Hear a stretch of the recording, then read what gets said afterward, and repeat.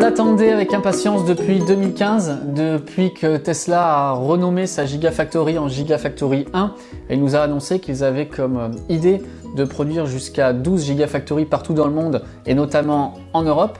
Alors à partir de ce moment-là, eh bien, de nombreux pays se sont mis à faire du pied à Tesla. Ça a été le cas avec des clips vidéo, ça a été aussi le cas avec des rencontres plus formelles comme en France où Emmanuel Macron et Ségolène Royal ont rencontré Elon Musk en 2016 et Ségolène Royal lui avait même proposé de transformer l'usine nucléaire de Fessenheim en Gigafactory pour l'Europe. Alors lors de ma précédente vidéo, je m'étais essayé un petit pronostic. Je pense que la meilleure solution, ça serait de la faire en Allemagne. Alors pourquoi en Allemagne? Déjà parce que les Allemands ils sont friands de belles voitures et de grosses berlines. Les Allemands, on sait qu'ils savent produire des voitures, ils ont un appareil industriel qui est vraiment très vif et puissant, ils représentent un carrefour géographique en Europe. Et puis le dernier point aussi, c'est que finalement ça serait un bon pied de nez pour l'industrie automobile allemande, les Porsche, Audi, Mercedes, BMW, qui à mon avis ne seraient pas très contents de voir débarquer une Gigafactory Tesla sur leur territoire. Donc si j'étais Tesla, moi, définitivement, je la mettrais en Allemagne, ne serait-ce que pour l'image. Je trouve que ça serait une super bonne idée, mais à mon avis, ils y ont déjà pensé.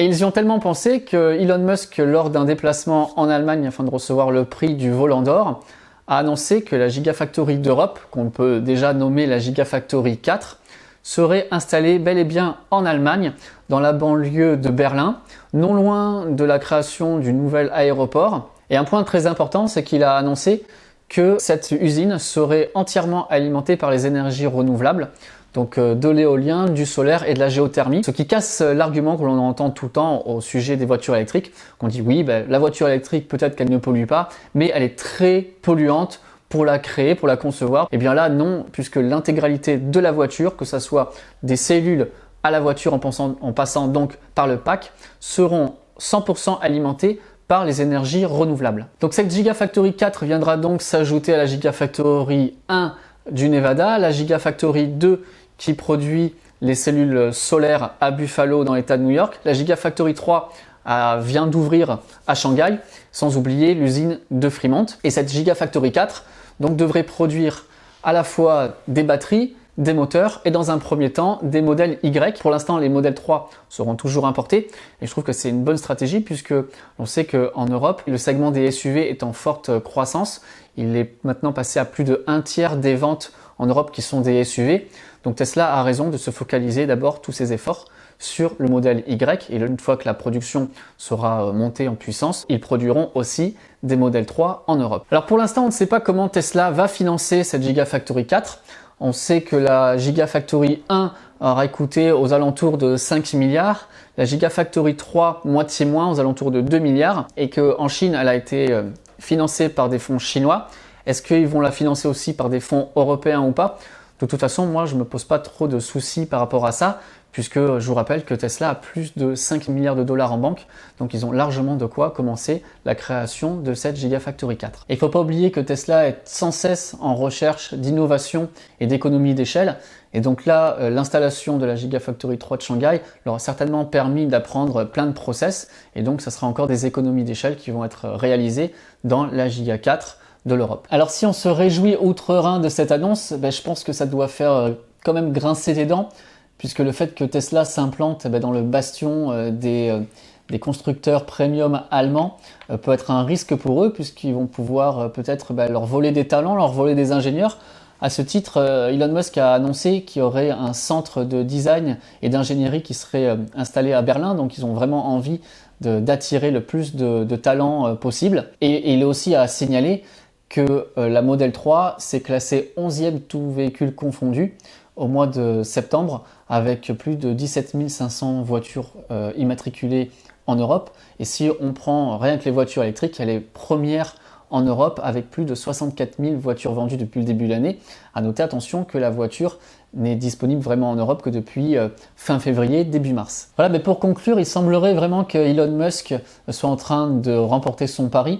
D'une part parce que Tesla est en pleine croissance et en pleine expansion, mais aussi parce que l'on voit que de plus en plus, eh bien, les autres constructeurs automobiles se mettent à l'électrique. Reste à savoir maintenant avec qui Tesla va faire équipe pour produire ces cellules, puisque c'est Panasonic qui produit les cellules à la Gigafactory 1, et apparemment là ça va être LG Chem qui va produire à la Gigafactory 3. Mais c'est vrai qu'avec le récent achat de iBar System, qui est une entreprise spécialisée dans la fabrication des batteries, eh bien peut-être qu'il est temps pour Tesla de poursuivre son intégration verticale et de produire elle-même ses propres cellules. Alors il y a une petite rumeur qui est en train de circuler, c'est que si vous avez vu la vidéo lors de la remise du volant d'or, eh bien on a vu que Elon finalement connaît bien le patron de Volkswagen. Apparemment ils s'entendent bien, ce sont deux personnes qui se respectent, et peut-être que Tesla pourrait vendre sa plateforme et sa technologie de batterie aux Allemands, pourquoi pas.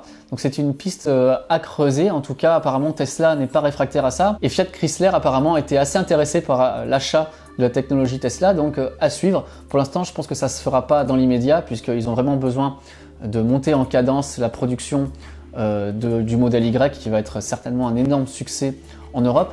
Si ça vous intéresse d'ailleurs d'avoir plus d'informations sur le modèle Y, je vous mets la petite fiche ici. J'avais fait une vidéo lors de sa sortie, lors de sa présentation.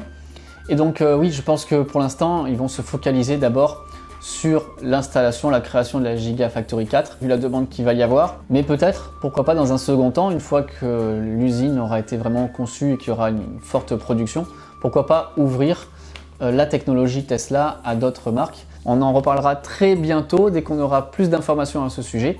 D'ici là, si cette vidéo vous a intéressé, comme d'habitude, n'hésitez pas à vous abonner, à faire retentir la cloche. Et si vous êtes intéressé par l'achat d'une Tesla Model 3, eh bien, je vous laisse mon lien de parrainage ici. Je vous rappelle qu'en l'utilisant, vous tapez le code au moment de la commande et ça vous permettra de créditer 1500 km de superchargeur gratuit à la réception de votre Tesla Model 3. On se retrouve très bientôt pour une prochaine vidéo.